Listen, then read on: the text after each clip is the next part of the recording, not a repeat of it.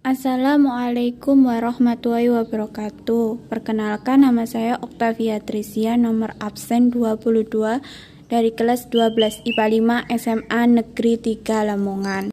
Saya akan menjelaskan apa sih sudut pandang orang tiga sebagai pengamat dan bagaimana contohnya. Sebelumnya saya akan menjelaskan macam-macam sudut pandang. Ada 4, yaitu 1. Sudut pandang orang pertama sebagai tokoh utama.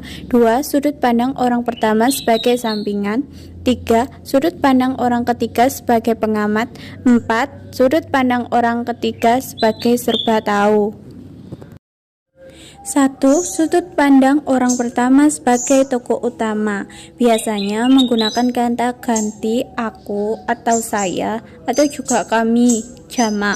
Sudut pandang orang pertama, tokoh utama, si penulis seolah-olah masuk dalam cerita tersebut sebagai tokoh utama atau tokoh sentral dalam cerita.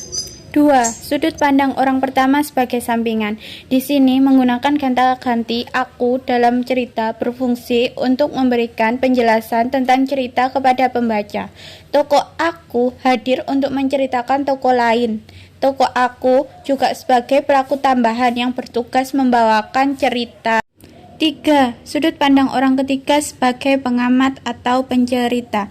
Pada sudut pandang orang ketiga, penulis menceritakan sebatas pengetahuannya saja. Pengamatan pun dapat diperoleh dari hasil olah pikir si penulis tentang tokoh dia yang sedang ia ceritakan. 4. Sudut pandang orang ketiga sebagai serba tahu. Pada sudut pandang orang ketiga serba tahu, menggunakan kata ganti ia atau dia, si penulis akan menceritakan apa saja terkait tokoh utama. Ia seakan tahu benar tentang watak, pikiran, perasaan, kejadian, bahkan latar belakang yang mendalangi sebuah kejadian. Berikut contoh sudut pandang orang ketiga sebagai pengamat. Perempuan itu masih terduduk di bangku kota itu. Tatapannya begitu kosong, dan beberapa saat kemudian air mata pun menetes di kedua sudut matanya. Dia seolah belum bisa melupakan kejadian tersebut.